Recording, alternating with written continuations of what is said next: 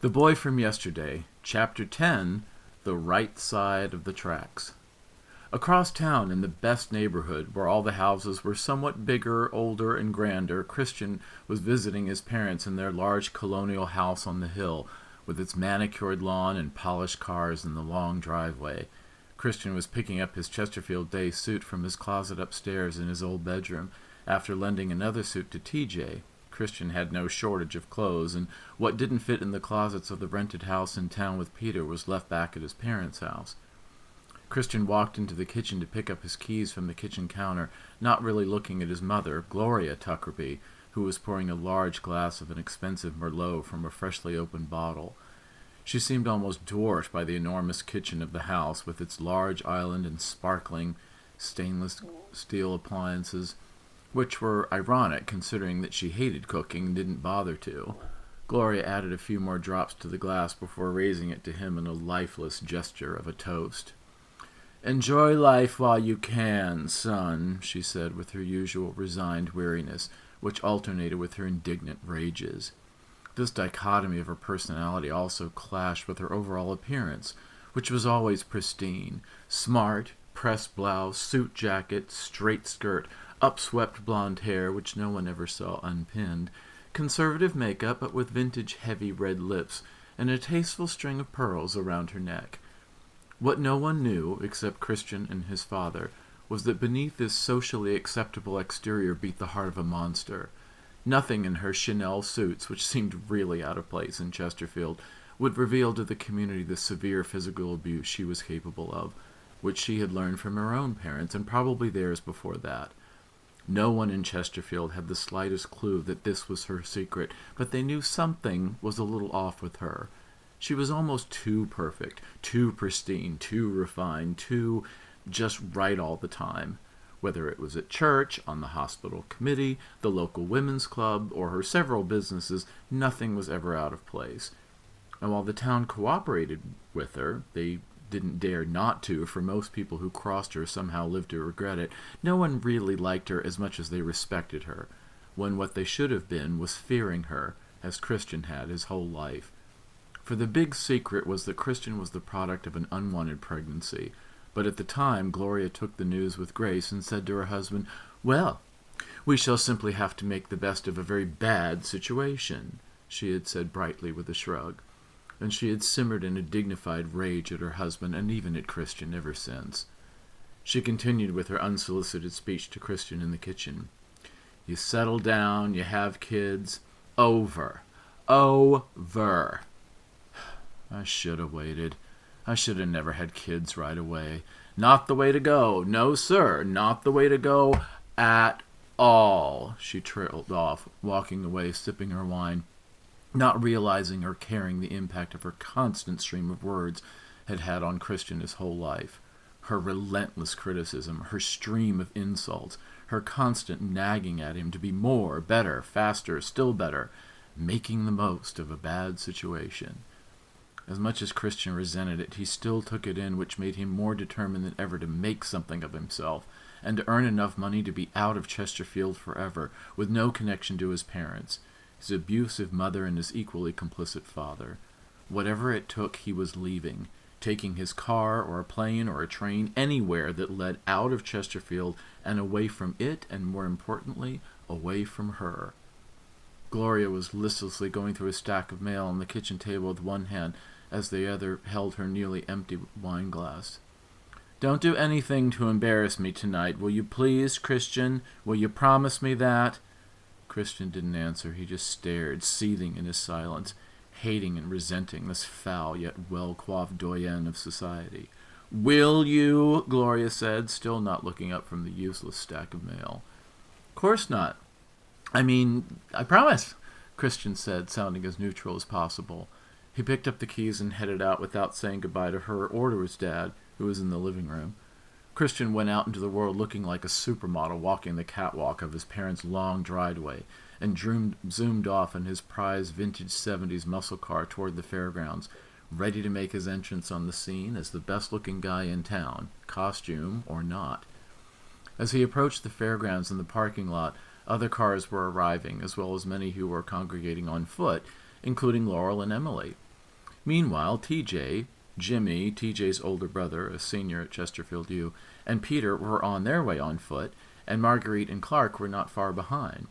As they all got nearer to the fairgrounds, Agnes Murphy waved at Marguerite from across the street, and Marguerite begrudgingly waved back, painted smile on her face, as she cringed at the awful-looking, overly decorated peach dress Agnes wore, complete with period handbag and parasol, which looked ridiculous and anachronistic even for a period-themed town celebration. All the workers to the grounds milled about, and a nice crowd formed. There was a row of booths that had various traditional games like ring toss or darts for balloons, a pen for pony rides for kids, a string quartet in one area, another small pavilion with a portable dance floor had square dancing, and still more booths of food, including candied apples and hot dogs, which no one knew if those existed in the 19th century or not. Christian had parked and was hanging around with some fraternity buddies at the punch bowl at a table in the central pavilion. Christian had just spiked the punch bowl with an expensive rum he stole from his dad's bar in his study. Christian bored his fraternity friends by talking about his plans for his t-shirt line and how much money he was sure it was going to make, enough to leave Chesterfield and transfer to a bigger school, or even skip that entirely and run a company out of New York City. Bored as they were, they appreciated Christian for providing the free liquor by way of the spiked punch, so they stayed around for that, as well as the hopes that he would attract enough girls that some of his cast-offs would find their way to them. Christian was always good for providing them with something they wanted, even if he inevitably wanted something in return, if only a captive audience for his grandiose plans.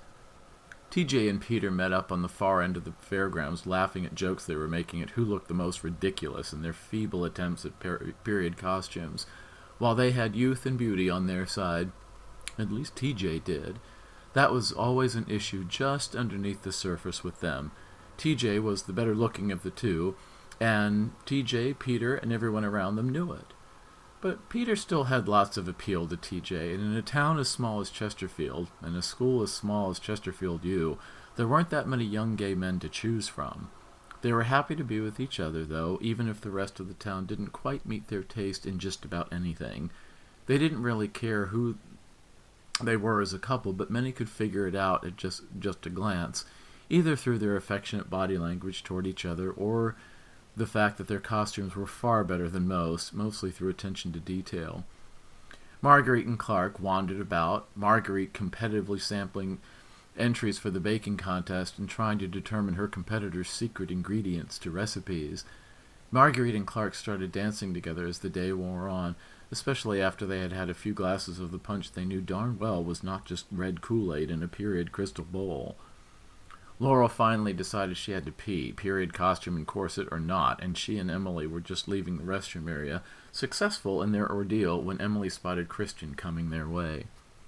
"Speak of the devil, and he appears," Emily whispered to Laurel as she spotted Christian, as they walked out of the hallway into the dance pavilion and onto the main floor.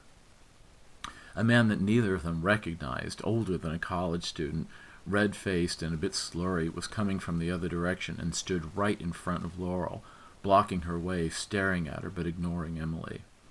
"Well, well, well, little lady," he said, pausing as if he really had to concentrate on how to say a word as difficult as lady. "Who are you? No, wait, I know that already. You're the girl of my dreams," he smiled at her, mouth gaping, and starting to reach out with his hand as if to put it around her to dance. "Why don't we lose your friend here," he finally acknowledged Emily, "and see what's what on the old dance floor, huh?" Laurel straightened up and smiled sarcastically and was about to say something to him when she saw a hand on the man's shoulder from behind him, twirling him around. It was Christian. "Do we have a problem here, sir?" Christian said, looking down on the drunk, pathetic man. "Why, no, I don't guess we do, sir. She's all yours," the man said, and semi-staggered off. Christian didn't even watch him slink away. He just looked at Laura with a beaming smile and said, "Damn right she is." He brushed past Emily and laid a big kiss on Laurel. "Who's the fairest of them all?" Emily fiddled with the strings of her period handbag and looked down. "I'm gonna go get more punch. I hear it's good," Emily said, not sure if Laurel and Christian heard her or if they bothered to listen. Christian just laughed in her direction, not really looking at her. "Yeah, that's what I heard," he said, laughing at his own inside joke of knowing he had spiked the punch. Christian wrapped his arm around Laurel's trim waist, made smaller by the tight corset, which also pumped up her breast and gave her alluring cleavage that she didn't ordinarily have. "You know I love you, right, baby?" Christian cooed. "Yeah, Christian, about that," Laurel started. "I've got a lot of work coming up, and with exams and all, and I've got my internship application for fall at the hospital.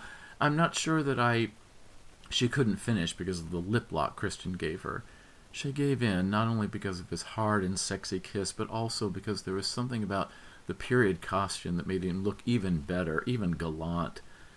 They kissed a seemingly long time, him pulling her waist close to his. Then he gently released his grip as he pulled away from her face a bit and looked into her eyes. "You know I'd do anything for you, right?" he asked. She looked back and nodded, lost in the dark sensuousness of his glowing brown eyes. "Dinner tomorrow?" he asked. "Sure." Laura paused. "Sure," she nodded, as if trying to convince herself, but unable to resist. "And dance, now," he said, extending his hand in a grand gesture. Laurel took his hand as the music played some period thing neither of them knew, but Marguerite and Clark seemed to know, as they passed each other on the dance floor, as Marguerite beamed at Laurel and whispered something in Clark's ear and beamed again. Marguerite seemed to live a little vicariously through Laurel, charmed by the way young love she saw in them, and wanting to support her granddaughter's supposed happiness. She had baked the cookies earlier that day, thinking about her own love with Frank, and how she had to fight for Frank against the rivalry of Agnes Murphy, who had given her a run for it. Marguerite ultimately won the rivalry for Frank's affections, but not without a delay which Marguerite now regretted with Frank gone. Those were days we could have had, Marguerite thought, wanting in her memory to have every precious day with Frank that she could. It was for this reason Marguerite couldn't stand Agnes, for Agnes was a constant reminder and symbol of the loss of Frank. For Agnes, Marguerite was a constant reminder of the man that got away, and she ended up with a man she was only complacent about marrying. So Marguerite and Agnes had plenty to be rivals about. "You gotta live while you can," thought Marguerite as she scooped the cookies off the baking dish that afternoon. Being with Clark wasn't the same as being with Frank, but he was good company, and both Clark and Laurel made the house less painfully quiet without Frank, and that comforted her. After a couple more dances with Laurel, Christian begged off again, leaving Laurel confused that he would leave so quickly after being so charming with her. Laurel found Emily near the food booths, and they walked together to get more punch, Emily wanting to hear all about what Christian said on the dance floor. TJ and Peter meandered about, but stopped for a few minutes to kiss behind one of the town's historic trees, only startled out of it by the sound of the chimes of the big clock at the library tower from campus nearby. They looked up at its peak, which was now set against the rising moon, then went back to their stolen kiss. Laurel and Emily met up with TJ and Peter in the central pavilion. "Where's Prince Charming?" TJ said to Laurel, trying to be nice by hiding his sarcasm, but not doing a very good job of it. Laurel shrugged. "Who knows?" Laurel said, somewhat resignedly. Her statement hung in the air as others looked at each other silently for a moment, all having the same concern, which was that Laurel knew something about Christian that she didn't like, even if she couldn't yet admit it to herself what that was.